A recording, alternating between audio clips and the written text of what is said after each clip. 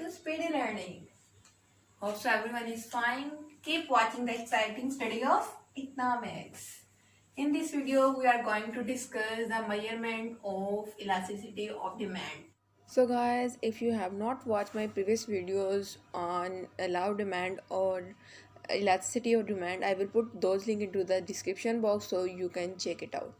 तो स्टार्ट करते हैं हम measurement of elasticity of demand से. Professor Marshall has given scale of unity to measure elasticity of demand. According to Professor Marshall, elasticity of demand may be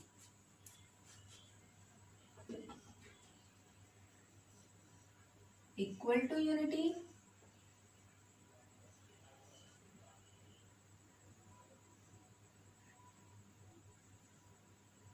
equal to 1, and the second one is greater than unity,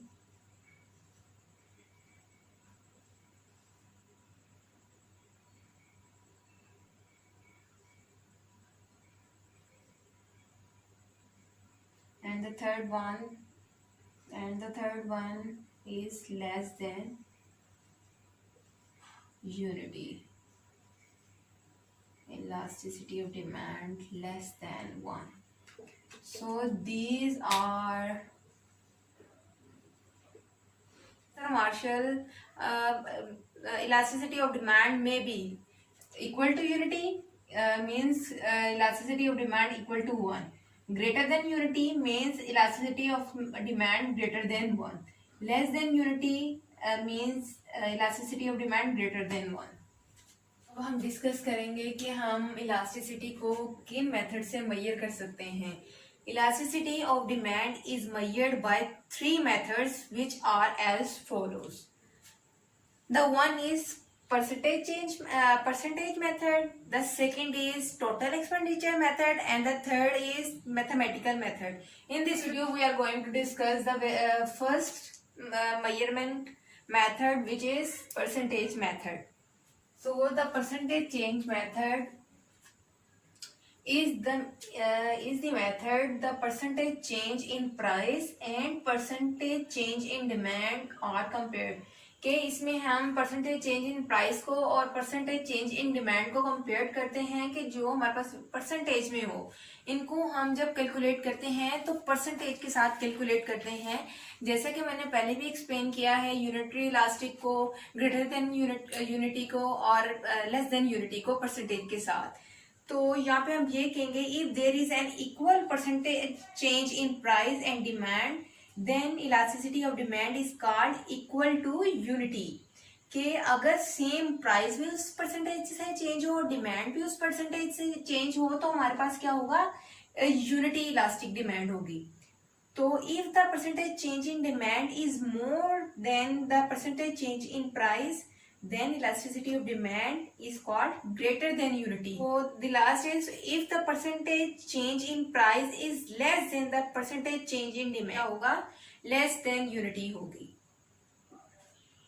So in this method the percentage change in demand is divided by percentage change in price to measure the elasticity of demand.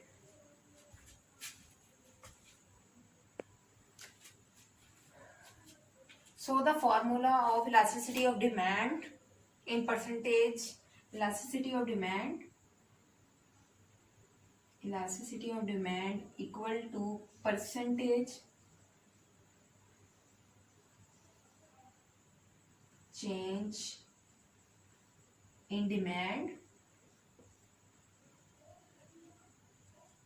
divided by percentage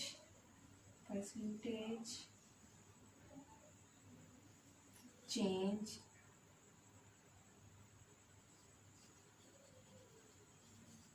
in price. तो हम elasticity percentage method से कैसे calculate करेंगे कि हम देखेंगे percentage change in demand divided by percentage change in price. के price में परसेंटेज चेंज आने की वजह से डिमांड में कितना चेंज आ रहा है वो हमें किससे पता चलता है, इलास्टिसिटी ऑफ डिमांड से. If the answer of this deviation is 1, then elasticity of demand is equal to unity. If the answer is more than 1, then elasticity of demand is greater than 1, यानी more than unity. And if the answer is less than 1, then unity of demand is less than unity. तो मैंने ये explain कर रहे हैं कि अगर answer जो इस डिवीजन से जो आंसर आता है वो इक्वल टू 1 आए, इलास्टिसिटी ऑफ डिमांड का आंसर अगर हमारे पास इक्वल टू 1 आए तो ये हमारे पास होगा यूनिटी इलास्टिक डिमांड. अगर इलास्टिसिटी इसको डिवाइड करने से हमारे पास इलास्टिसिटी ऑफ डिमांड का ग्रेटर देन 1 आए तो हमारे पास इलास्टिसिटी ऑफ डिमांड क्या है, more than unity, more than unity. और अगर इलास्टिसिटी ऑफ डिमांड का आंसर हमारे पास ये डिवाइड प्रोपोर्शन से लेस देन 1 आए तो ये हमारे पास क्या होगा, less than unity demand. The help of table अब हम कैलकुलेट करते हैं परसेंटेज चेंज मेथड को, कि परसेंटेज चेंज मेथड से हम किस तरह इलास्टिसिटी ऑफ डिमांड को मेजर कर सकते हैं. प्राइस है 10 और देन फिर 10 10. और अगर हम डिमांड को देखें तो डिमांड हमारे पास जब 10 रुपीज यानी सेम चेंज से आई, फर्स्टली 10 एंड सो जब हमारे पास 10% प्राइस है तो हमारे पास डिमांड भी 10% है. जब डिमांड हमारे पास सेम रेशो है प्राइस की तो फिर हमारे पास डिमांड 15 हो गई, यानी 10 से इंक्रीज़ करके 15 पे डिमांड हमारे पास चली गई है.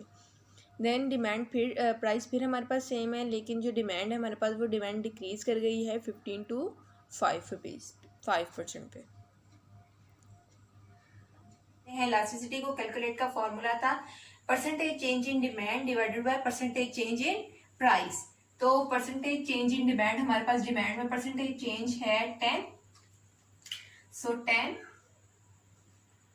ये हमने जो वैल्यू लिखी है 10, ये हमने परसेंटेज चेंज इन डिमांड लिखा है जो फॉर्मूले में अकॉर्डिंग टू फॉर्मूला है. Percentage change in demand divided by percentage change in price, तो प्राइस हमारे पास क्या है 10, ठीक है. तो ये हमारे पास आ जाएगी वैल्यू 1. सो अब हम ये सेकेंड स्टेप को सॉल्व करते हैं कि percentage change in demand is equal to 15 and the percentage change in price is 10.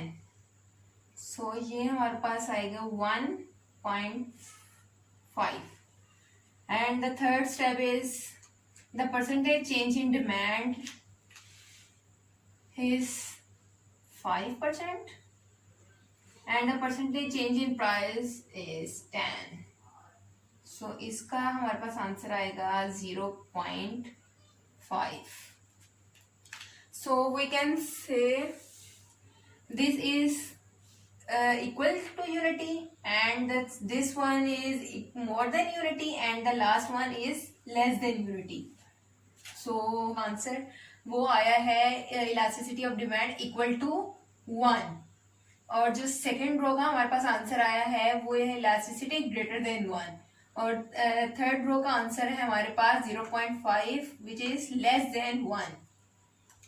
तो हम ये कह सकते हैं if 1% change in price leads to same change in demand and the second elasticity of demand explain that 1% change in price leads to more than 1% change in demand and the third one explain change in price leads to less than 1% change in demand. तो ये हमें यहाँ से percentage change method हमें ये बताता है कि परसेंटेज चेंज में हम कैसे देख सकते हैं वैल्यूज को.